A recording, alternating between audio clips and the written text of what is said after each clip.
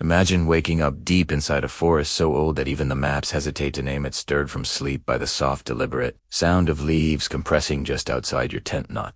The chaotic movement of an animal, not the restless shifting of wind, but something measured, intentional, as if whatever is moving understands that timing matters. You freeze, heart pounding, listening, and the moment your breathing changes, the sound stops, not fades, not retreats, but ends, like a decision being made. The silence that follows presses inward, heavy and unnatural, thick enough to feel against your skin. Before we go any further, subscribe to Unblinking, because this is the kind of story that doesn't end when the video does. It stays with you.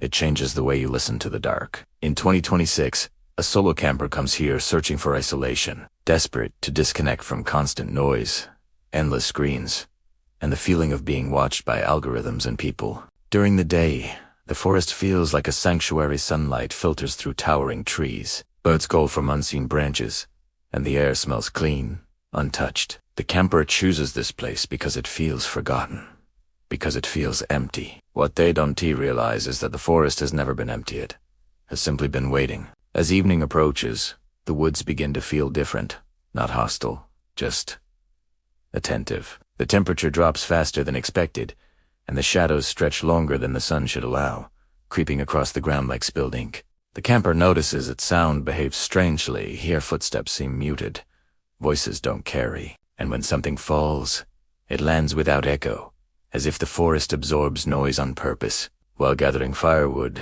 the camper gets the unsettling impression of walking past the same tree more than once, its bark scarred with a distinctive spiral mark that feels too deliberate to be natural. When the fire is lit, it refuses to burn brightly, producing more smoke than flame, and the light barely reaches beyond the edge of the clearing. The forest beyond remains intact, untouched by illumination, dense and impenetrable. Somewhere deep within the trees, something cricks, not snapping branches, but slow, strained movements, like ancient joints, adjusting. The camper tells themselves, it's just age, just settling wood, but the rhythm feels coordinated, as if multiple trees are responding together. Night fully settles, and with it comes the sensation of being evaluated. The camper retreats into the tent, but sleep comes in fractured pieces, broken by tough dreams, and whispering sounds that hover just below comprehension. Sometimes it sounds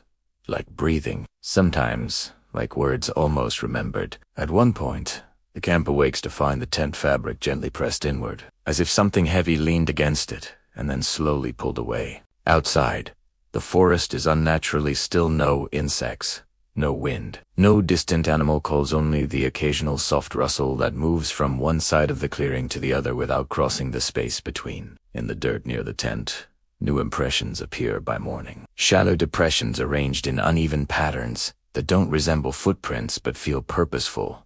Positioned, the camper feels an overwhelming urge to leave, but each attempt to find the trail results in confusion. Paths bend subtly, landmarks disappear, and every direction somehow leads back to the same clearing. The realization begins to form, slow and nauseating.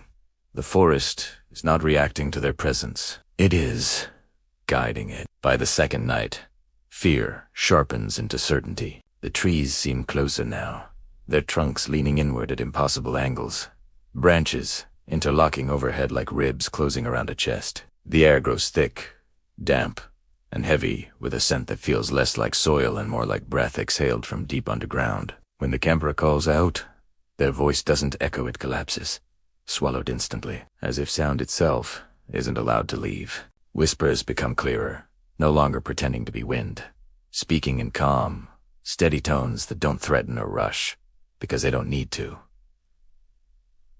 The forest knows time favors it. Roots begin to surface, rising subtly through the soil, tightening underfoot like veins, making movement slower, more exhausting. Every attempt to escape feels anticipated, as if the woods adjust in advance, narrowing options, guiding panic. The camper understands now that this place doesn't hunt in the way predators do. It surrounds, contains, and waits until resistance gives way to exhaustion. On the final night, something changes, not in the forest, but in the camper. Fear dulls, replaced by a hollow acceptance. a sense of inevitability that settles deep in the bones. The trees bear new marks now, grooves and knots, shaped disturbingly like watching eyes, all angled toward the clearing. The whispers stop because they no longer need to speak. The message is understood. The forest isn't a location. It's an entity, ancient and conscious, and deeply territorial. People who enter don't disappear. They remain. Every missing hiker, every unexplained vanishing, becomes another awareness woven into bark and root, another voice folded into the silence. As dawn breaks somewhere beyond the sealed canopy, the forest relaxes, satisfied, returning to stillness. And far from this place, someone else scrolls past a map, searching for quiet, searching for solitude, unaware that the whispering woods is patient and always watching for the next one, who believes nature is empty.